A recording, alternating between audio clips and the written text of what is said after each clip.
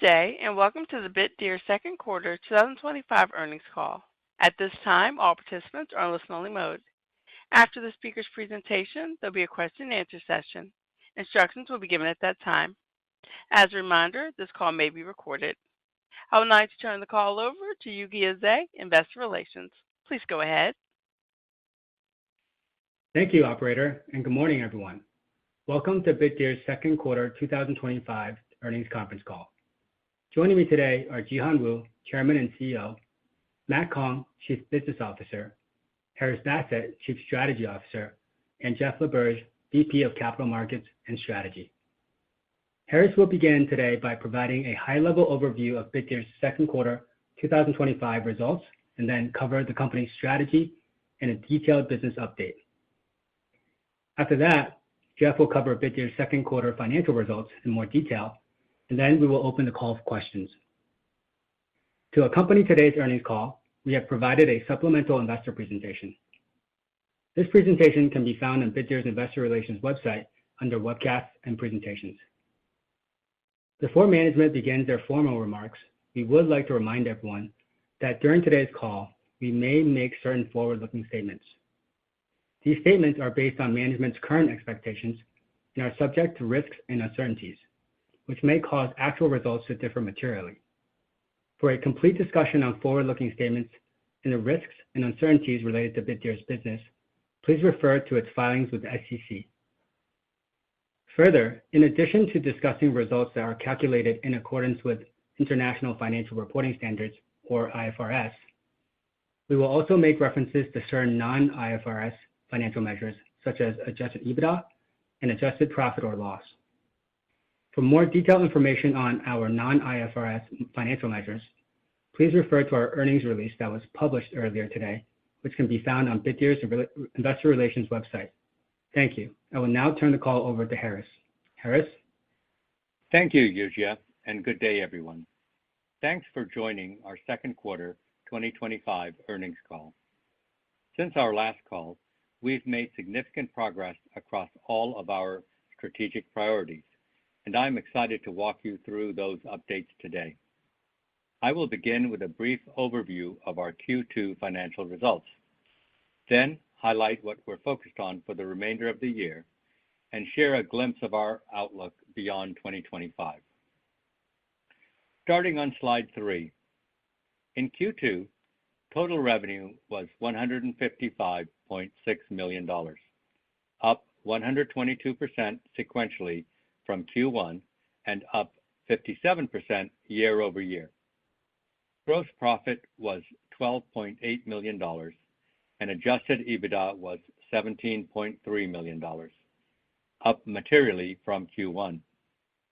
This significant improvement in our results is from strong execution in our self-mining business and commercial sales of our SealMiner ASICs. Mass production of our SealMiner ASICs enabled us to increase our average operating hash rate by 46% to 14.2 exahash during the quarter, from the 9.7 exahash in Q1. In addition, we sold and shipped 5.3 exahash of our SealMiner A2 mining rig to external customers, recognizing $69.5 million in revenue in Q2. As of the end of July, we further grew our self-mining hash rate to 22.3 exahash, representing a 162% increase from the beginning of the year. We also sold and recognized revenue on an additional 0.6 exahash of SealMiner A2s in July. Looking back on the first half of the year, we believe Q1 marked both the bottom and a key inflection point. We are now turning the corner with strong momentum, powered by our vertically integrated and technology-driven growth strategy. Our decision to invest aggressively in chip design, supply chain, and manufacturing built a strong foundation that is now enabling us to rapidly scale our own self-mining operations while positioning us to capture a meaningful share of the Bitcoin mining ASIC market. By combining our proprietary technology, in-house hardware manufacturing, and expansive global power portfolio, we've created a highly advantaged and defensible platform for long-term growth. Looking forward, our SealMiner ASICs continue to roll off the production line, and we anticipate continued rapid growth in our self-mining hash rate throughout the remainder of the year. We are on track to achieve our previous target of 40 exahash of self-mining hash rate by the end of October. Furthermore, wafer supply allocation at our foundry has improved, and we expect to exceed this target by year-end. This will put us on par with the largest publicly traded Bitcoin miners in the world. As we continue to scale, our fleet-wide energy efficiency will also improve, delivering better mining margins and operating leverage. Upon exiting this year, we anticipate record results on a run rate basis, setting a strong foundation for 2026 and beyond. Last year, when we embarked on our aggressive ASICs roadmap, we understood that building chips alone wasn't sufficient. To win in this market, we had to achieve industry leadership in performance and energy efficiency. Today, we are proud that our dedicated R&D team has executed this plan with precision, delivering 3 of the 4 chips on schedule and on spec. With our latest SealMiner A3, we now possess one of the most competitive mining rigs in the market, built on leading process nodes and optimized for high efficiency deployment at scale. All machine-level validation metrics have met or exceeded our internal benchmarks, and we are preparing to initiate mass production. The first batch of SealMiner A3 mining machines are expected to be available for shipment in October. We expect SealMiner A3 to contribute to our revenue through both self-mining and external sales in 2026. Looking ahead, our R&D efforts have now pivoted to the SealO4 chip. We are taking a dual-track approach to SealO4, with 2 completely independent designs to ensure success.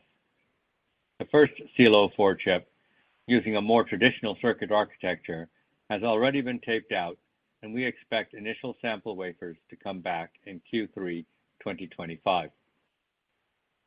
Our second SealO4 chip will be a completely new next-generation architecture targeting breakthrough efficiency of approximately 5 joules per terahash at the chip level. This chip is a full redesign that uses new digital circuit architectures that enable breakthrough improvements in energy efficiency. We believe the digital chip architecture utilized by our SealO4 chip will set a new standard for Bitcoin mining and also have application to a broader class of high-performance, energy-intensive compute applications. We have begun the process of filing patents on our technology. Furthermore, in July, we made major progress with the successful development of customized silicon design software necessary to fully exploit this new architecture. We have also expanded the senior engineering and software team in the U.S. to support the SealO4 chip development, as well as added senior roles in legal and IP licensing. We are extremely excited about the SealO4. Together with our SealMiner A3 mining rig, we believe these 2 chips will firmly position Bitdeer as a leading supplier with the most energy-efficient mining rigs in the industry, significantly enhancing our competitive position and unlocking substantial value for both our customers and shareholders. Next, I'd like to provide a quick update on our energy infrastructure that's highlighted on slides 8 and 9 of our supplemental investor presentation. In Q2, we continued our rapid build-out of our global power and data center infrastructure. As of July 2025, we energized 361 megawatts of data center capacity for self-mining, of which 126 megawatts was at our Tidal, Norway site, and 235 megawatts in Jigmeling, Bhutan, bringing our total available electrical capacity to approximately 1.3 gigawatts. We expect the remaining 49 megawatts in Tidal and 265 megawatts in Jigmeling to be energized in Q3, which will bring our total available power capacity to nearly 1.6 gigawatts. In May, we achieved a key milestone by signing the letter of agreement with AEP Ohio for the second phase of power at the Clarington site. This LOA advances the final stages of the contracting process for the full 570 megawatts of capacity.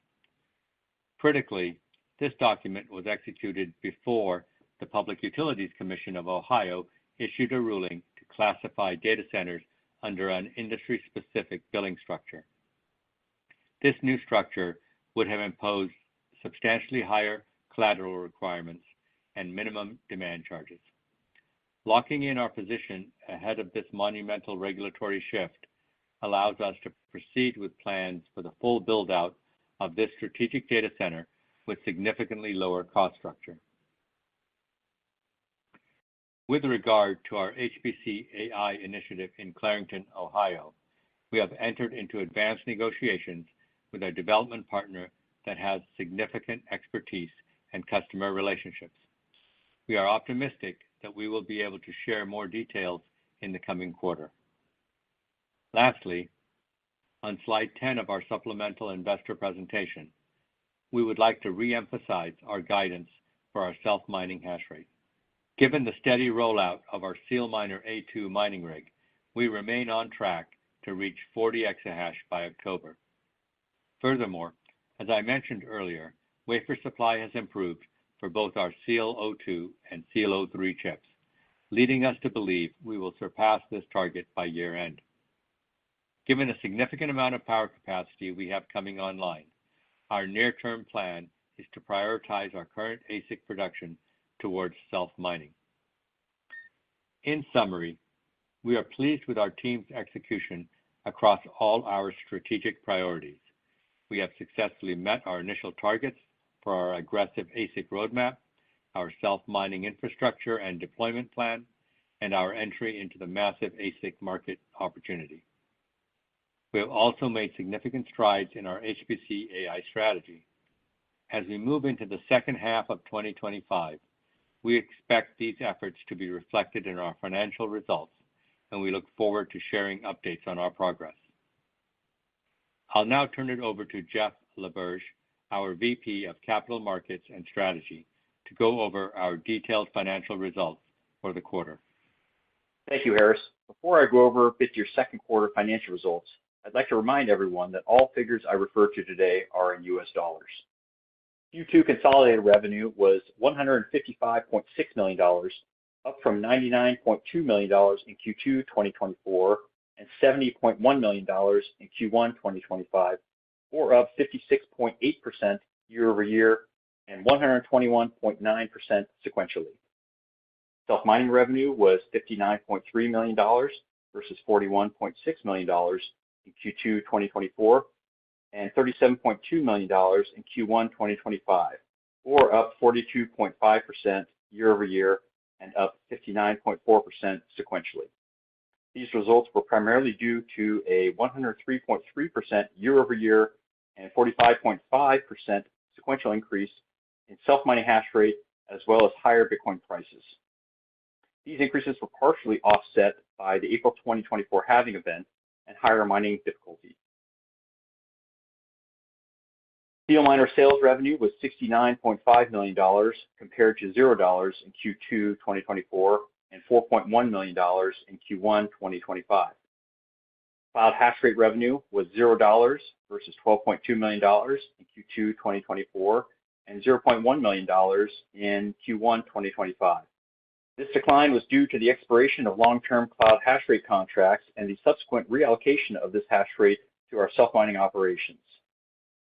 General hosting was $9.3 million versus $20.6 million in Q2 2024 and $9.6 million in Q1 2025.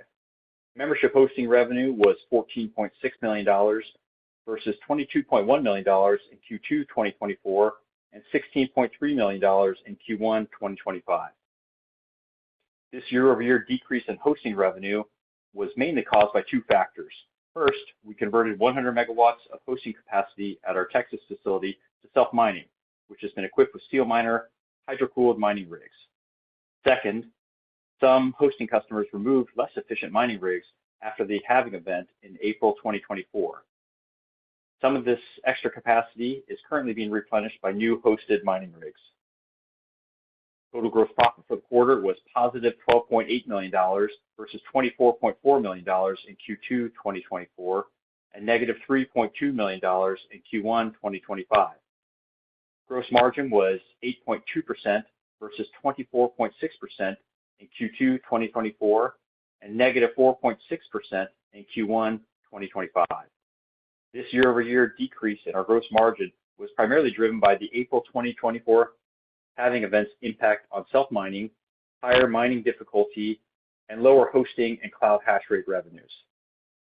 Sequentially, our gross margin improved due to the increase in our self-mining hash rate, improvements in our fleet efficiency, and commercialization of our SealMiner ASICs. Going forward, we expect gross margin to improve over the coming quarters as our hash rate ramps and our overall fleet efficiency improves.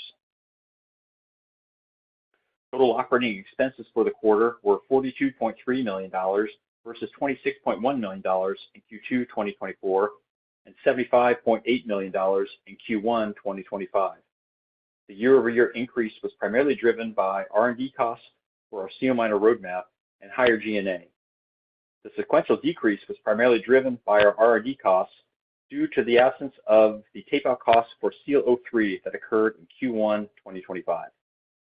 Other operating income was $3.7 million, primarily due to the reverse of non-cash impairments of Bitcoin. As a reminder, under IFRS, Bitcoin is classified as an intangible asset and is measured at cost less any accumulated impairment losses, with no subsequent upward revaluation permitted. Other net gain for the quarter was negative $108.5 million versus negative $15.5 million in Q2 2024 and positive $503.1 million in Q1 2025. The net loss was due to the non-cash derivative loss on the convertible senior notes issued in August 2024, November 2024, and June 2025, which I will discuss in more detail in the liability section. IFRS net income was negative $147.5 million versus negative $17.7 million in Q2 2024 and positive $409.5 million in Q1 2025. Adjusted profit was negative $24.4 million versus positive $3.2 million in Q2 2024 and negative $89.8 million in Q1 2025. Adjusted EBITDA was positive $17.3 million versus positive $23.5 million in Q2 2024 and negative $56.1 million in Q1 2025. This quarter's higher year-over-year and sequential top line and non-GAAP bottom line performance was mainly driven by higher self-mining hash rate, SealMiner sales, and higher Bitcoin prices. These were primarily offset by higher global network hash rate, lower hosting and cloud mining revenue, higher R&D costs, and G&A expenses as previously described. Net cash used for operating activities was $334.9 million, primarily driven by $230 million of payments for SealMiner wafers and related production costs, and $27 million for the initial tape-out of SEAL04. The remainder was driven by electricity costs from the mining business and general corporate overhead. Please note, a large portion of the $27 million SEAL04 tape-out cost is expected to be expensed in Q3. Net cash used for investing activities was $12.6 million, which was driven by $106.5 million of capital expenditure, of which $76 million was related to data center infrastructure and related construction. Proceeds from disposal of cryptocurrency from our primary business was $100.1 million. Net cash generated from financing activities for the quarter was $431.5 million, which resulted primarily from $364.3 million of net proceeds from the convertible senior notes issued in June 2025, $180 million of borrowings from a related party, and $50 million of proceeds from the issuance of shares in connection with the exercise of the tether warrants. This was partially offset by $129.6 million used for the purchase of a zero-strike call option in connection with the convertible senior notes issued in June 2025 and payment of $33.8 million in connection with the extinguishment of a portion of the convertible senior notes issued in August 2024. There were no shares issued under our ATM during the quarter. Moving on to our 2025 Bitcoin mining infrastructure spend, we continue to expect CapEx for the continued build-out of our global power and data center infrastructure to be in the range of $260 million to $290 million for calendar year 2025. This range includes reported infrastructure CapEx in Q1 and Q2 of approximately $118 million. The remaining projected CapEx is expected to fund the completion or near completion of our data centers in Tydal, Norway, Jigmeling, Bhutan, Massillon, Ohio, and Ethiopia, as well as partial completion of the 101 megawatt gas-fired power plant in Alberta, Canada. Please note that this guidance only factors in power and data center spend for Bitcoin mining and does not include CapEx for SealMiners. In terms of our balance sheet, we ended the quarter in a strong financial position with $299.8 million in cash and cash equivalents, $169.3 million in cryptocurrencies, and $533.1 million in borrowings, excluding derivative liabilities. Please note the $169.3 million in cryptocurrencies is accounted for according to IFRS rules and is currently below its market value. Derivative liabilities were $438 million, which relate to the August 2024, November 2024, and June 2025 convertible notes, representing a $181.2 million increase compared to the last quarter. This is a non-cash fair value adjustment driven by the increase in our stock price and does not impact our liquidity or operations. Under IFRS, certain derivative instruments such as warrants and convertible debt are required to be revalued at fair market value each reporting period. As our stock price increases, the fair value of these instruments rise, resulting in a higher reported liability and vice versa. The recorded liability will ultimately be netted at settlement, either upon conversion to equity or expiration, and does not represent an actual cash outflow. In June, we successfully closed a $375 million convertible senior note through an oversubscribed private placement offering. The note bears interest at 4.875% and is due in 2031. Finally, regarding our outstanding ATM facility, we have not sold any additional shares in Q2 2025. Thank you, everyone. That concludes the prepared remarks section of our earnings call. Operator, please open the call for questions. Thank you.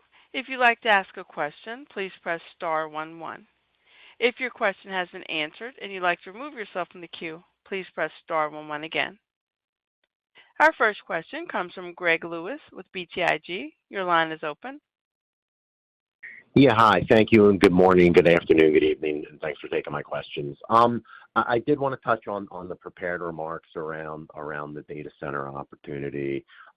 Realizing I guess it sounds like you're in active negotiations with that, so understanding what you can and cannot say.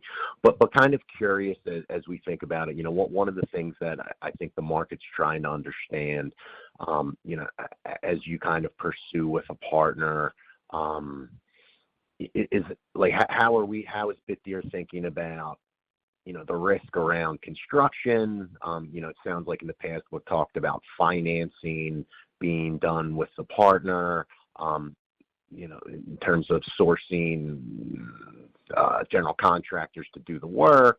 Any kind of color you can provide around that. And then as this is the Clarington site, are we pursuing something similar at, I know in the past we've talked about potentially Rockdale and even Norway. Is this partner, is this do we think this could be a multi-partner relationship across multiple sites, or is this potentially a one-off? Hey, thanks, Greg, for the question. The focus right now is on the Clarington site. However, as we've reported in the past, we have had inbound requests for both the sites in Norway and Rockdale, and we're in discussions there, but they're much less advanced than the Clarington site. Our current thinking around the Clarington site is that our capital requirements would be very minimal, that it would be provided through the partner, and then of course construction loans on top of that. Does that answer your question? Yeah, no, that's super helpful. And then my other question was, just as we look at, as Bitcoin ASIC production becomes more important to the company, it looked like maybe pricing improved a little bit for your sales. Is that maybe a sign? Is there some strength in the market, or is that more of a shift in you selling more efficient rigs? Maybe it's a little bit of both. So I think pricing was fairly consistent to last quarter.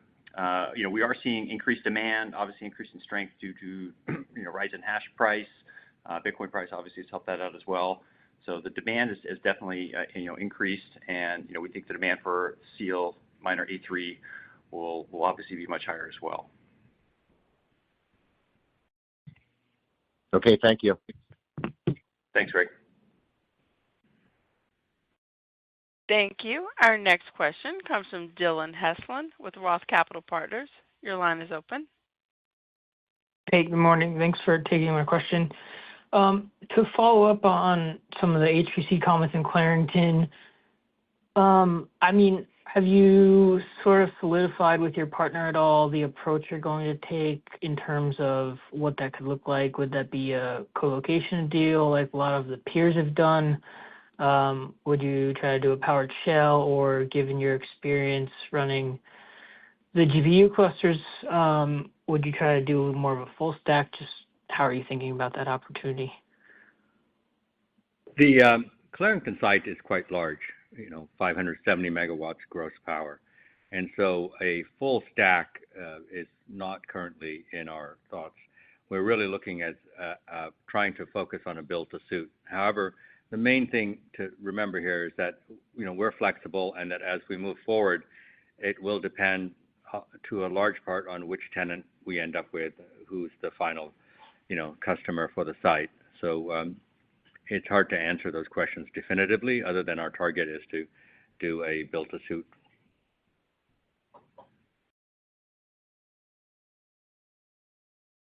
Got it. Thank you. And just as a follow-up on the wafer availability, what is the sort of timeline into when you'd get better clarity as to the chip or the wafers you're going to be allocated? Well, we're in sort of constant communication with TSMC, and it's hard to predict exactly when we get allocations of new wafers, but we're also not really publicizing our wafer allocations ahead of time, or even as we get them. We report the amount of machines that we produce and use internally, and that we sell in as the quarter or the month ends, but not in advance. Great, thank you. Thank you. Our next question comes from Mike Colonnese with H.C. Wainwright. Your line is open. Hi, good morning, guys. Thanks for taking my questions today. First one for me, and Jeff, you alluded to a bit of this on the demand side, but if you could provide more color around some of the early demand you're seeing for the SealMiner A2 and how that matches up against expected manufacturing capacity. Harris, I think you mentioned that the first batch will be ready to ship sometime in October. That's correct. So we are planning to have the first batch available this year. Again, we've not given any guidance on the total hash rate that will be available. We can say that we likely will be using a large portion of that internally, but we'll plan to sell some of those as well. We are not actively marketing the A3 at this point. So, well, at least not extensively for our external use. Got it. Thanks for the color there, guys. And the follow-up from me, just curious to get your general outlook for ASIC prices based on current Bitcoin market dynamics and the broader competitive landscape right now, and really how that A3 chip or ASIC will stack up on pricing compared to what some of your peers are charging for their most efficient ASICs out there in the market today. Well, I mean, we always have to be competitive on pricing. The A3 is, it's a great product. It has significant efficiency advantages, and so we haven't determined pricing. As I said, we're not going out there really pushing it as an external sales right now. Our plan is to use the bulk of the initial batches for internal use. So, I mean, I can't really say what our external pricing will be. It will be better than the A2, of course. It'll be higher than the A2 because it's a much more efficient machine. But we haven't set that price yet, and it's probably premature. That's all for me. Thanks. Thanks, Mike. Thank you. Our next question comes from Mark Palmer with the Benchmark Company. Your line is open. Yes, good morning, and thanks for taking my questions. With regard to the use of the production of various SealMiners going forward, how are you thinking about the balance between use for self-mining versus external sales? And what are the factors that are going to enter into that, including obviously the price of Bitcoin on the one hand, but also demand for those units on the other? So, as we've said, we are prioritizing our internal use, and that's driven by the fact that we don't want idle capacity, that the margins for self-mining are actually quite high, and that we think we are, still in the early stages of a Bitcoin boom cycle. So we're certainly prioritizing that. Our internal capacity will start to fill up, in the coming months and quarters. And so you'll see naturally a transition from using these mining rigs internally to selling more and more externally. Long term, of course, our goal is to be a major vendor of these to the overall market and not just for internal use. Yeah, Mark, I would just add to that, we want to be in a position where we can always be very market-based in our approach, that we will be able to have a home for every ASIC that we ever manufacture and be able to decide what the highest and best use for it is, whether it's using it internally or selling it to third parties. As of right now, because we have significant capacity coming online, we obviously don't want that sitting idle, so we are prioritizing that. But moving forward, we will be able to have that much more market-based approach. And kind of along the same lines in terms of the options on the table, what is your current thinking with regard to the use or non-use of the Bitcoin on the company's balance sheet, in terms of accumulation versus liquidation and funneling the proceeds from that into the development of the company's platform? Thank you. Yeah, so I think we started. Our policy had been to sell most or all the Bitcoin that we mine up until, I would say, toward the end of last year, where we did start holding. Obviously, we do see value in holding Bitcoin on the balance sheet. We're very bullish on it long term. I don't think that's something that we're necessarily idealistic about. But Jihan, do you have any other comments on that? Yeah, basically we are taking a kind of a balanced approach. We sell some and we hold some. We need to sell some Bitcoin to make sure that our balance sheet, in the accounting perspective, in US dollar, in long term can be balanced, right? Because we borrow money, we will borrow US dollars, and we raise US dollars through equity. So anyway, one day we need to return the capital to our investors in equity or in our debt. So sell some of the Bitcoin, I think is necessary. But also hold Bitcoin into the long term. I believe it's a good activity, good deploy of capital, because I believe that like in 80 years, Bitcoin can grow up to like $1 million. That's like 10 times from 10 times from now. That's almost a 30% IRR investment. So I think that's also a thing good for investors. But during this kind of a turbulence of market, we need to take a kind of a balanced approach. So that's our philosophy here. Thank you. Thank you. Our next question comes from Kevin Cassidy with Rosenblatt Securities. Your line is open. Thanks for taking my question. To me, it was a surprise of how much SealMiners you sold externally. Can you say where they were sold geographically? Was the tariffs at all involved? We've not disclosed specifically where they were sold from a geographic location. We can say they were sold really throughout the world, some in the U.S., some obviously ex-U.S. So, but we've not disclosed the buyers or actual geography. What was the last part of your question, Kevin? Was what involved? Yeah, reference to tariffs in the U.S. If there were high tariffs on equipment sold into the U.S. So the tariffs over the last 90 days have still been on the pause. So we wouldn't expect it to have significant tariff exposure, at least in the last quarter. Okay, great. And I understand the strategy is to use the equipment more for internal, but would we expect that this is a run rate for equipment sales each quarter?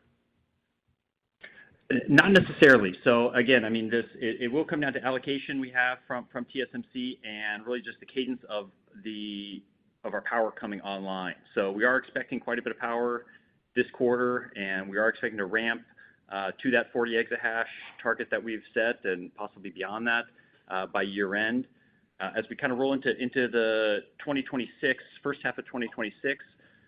We'll expect to have the Massillon, Ohio site come on. That's another 221 megawatts. So there will be quite a bit of additional new capacity that we'll want to fill with SealMiners. So it really will come down to allocation.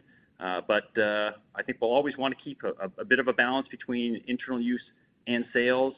But in this kind of short-term period, over the next, let's say, 2 to 3 quarters, it will likely see a higher balance or higher allocation to self-mining. So while the numbers are still relatively small, there'll be more volatility in how much gets sold externally. But if you go past the 3 or 4 quarters, then you'll see that become a more steady and predictable number. Okay, thanks for that clarification.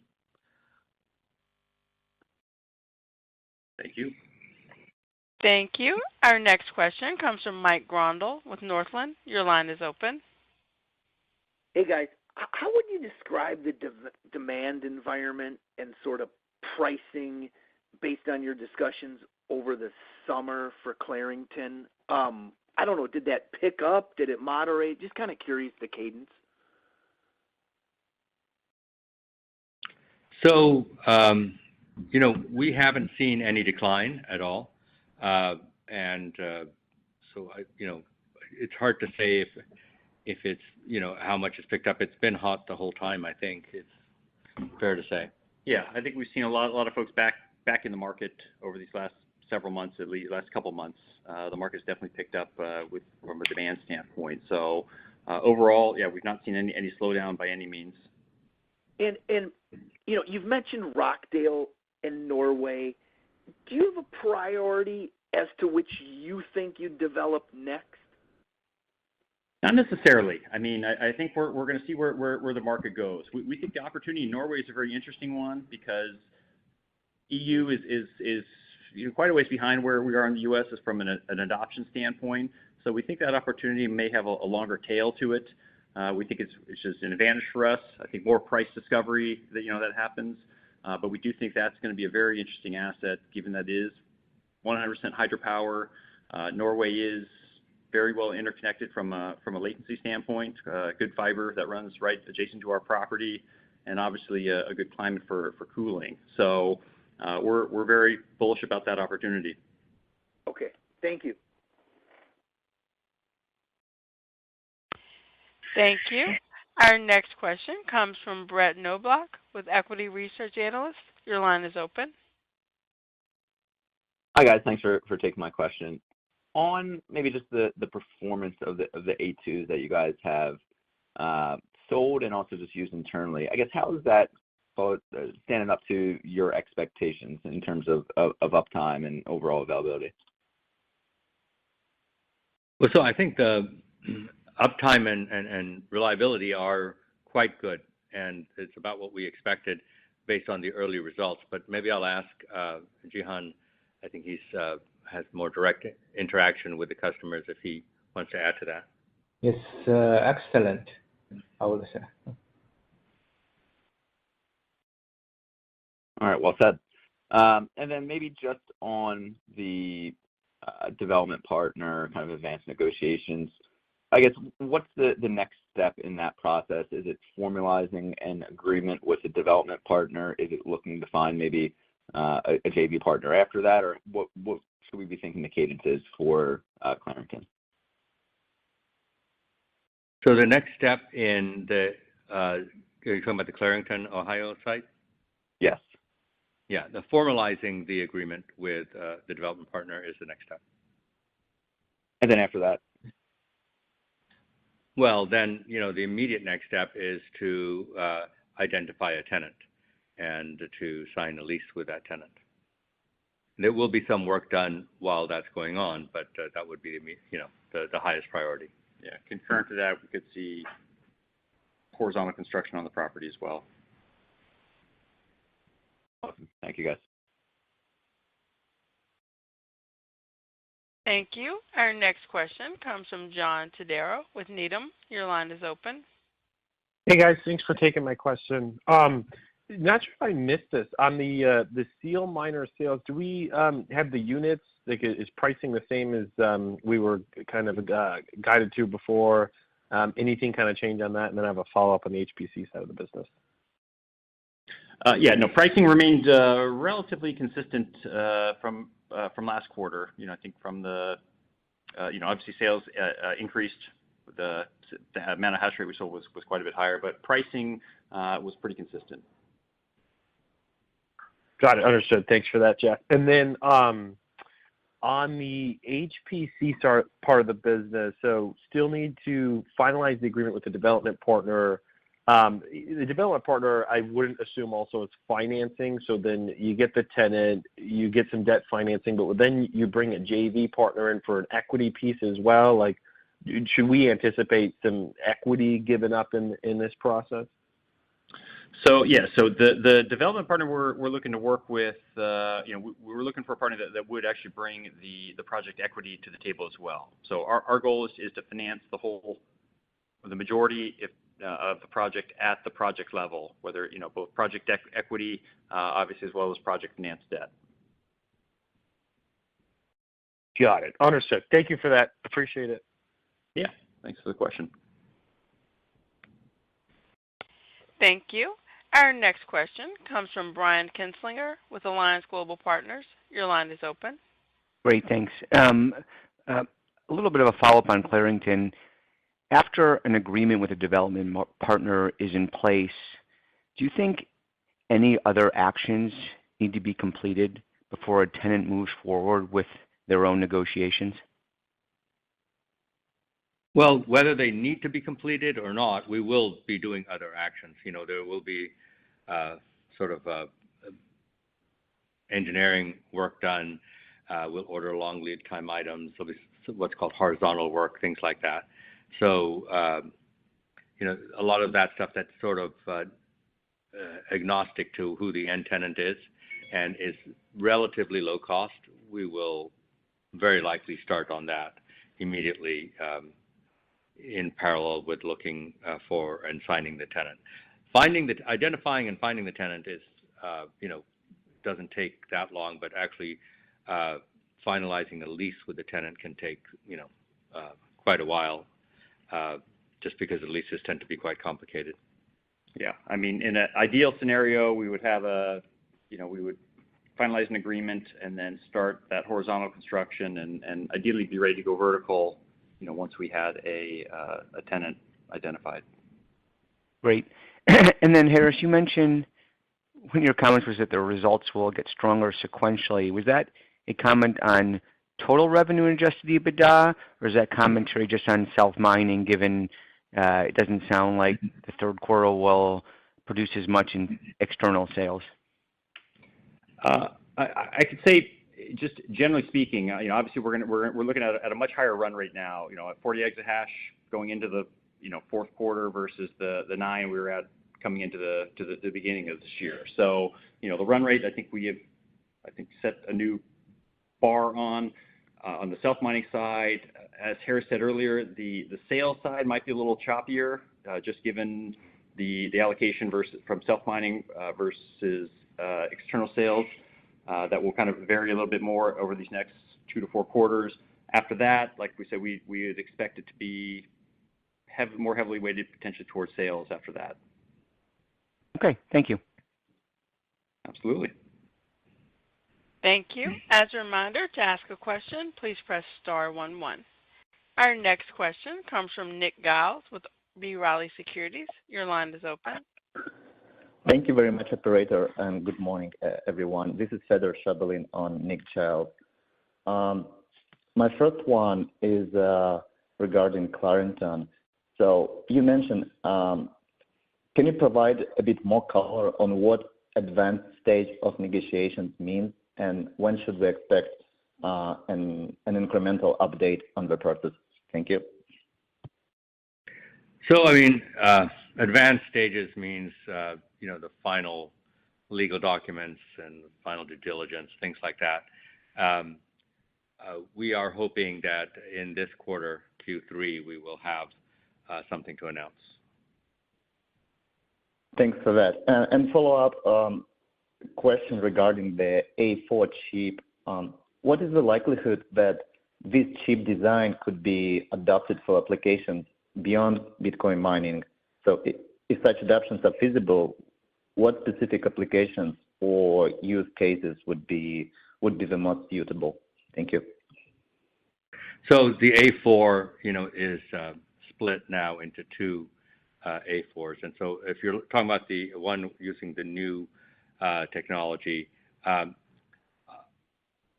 we need to do a lot more work to validate this, but the initial indications are that it should work quite well in many digital applications where there's very energy intensive usage. So chips that have a lot of compute compared to other. So if a chip is very high I/O intensive and most of its power is through I/O, then it will be less beneficial. If it's very compute intensive, that's where this technology helps the most. And also, so this is sort of a long-term thing.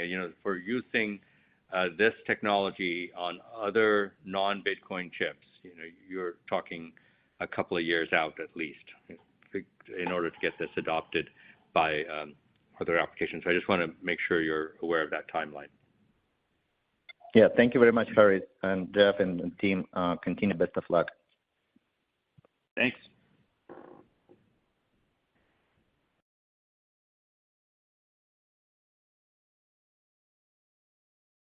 Thank you.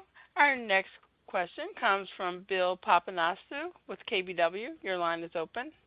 Yeah, good morning. Thank you for taking my questions, and congrats on the strong equipment sales performance this quarter. Maybe you could just speak to the customer composition as you're selling the different series of SealMiners. Are you seeing a lot of customer retention and repurchasing of some of the newer series, or is that kind of distributed towards new customers? Curious to hear how that's performing and kind of your expectations. Thank you. Hey, Bill. Yeah, thanks for the question. So, again, we've not really disclosed the exact composition of any names of customers. What we can say, though, is that it has been a good mix of both public, private miners, large and small. Our goal really was to get the SealMiner A2 in the hands of as many end users as we can to get more market feedback. So while some of the larger pubcos we believe will likely be more interested in the SealMiner A3, we have been able to distribute some of the A2s for testing as well. Great, appreciate that color. My other questions were already answered. Thanks.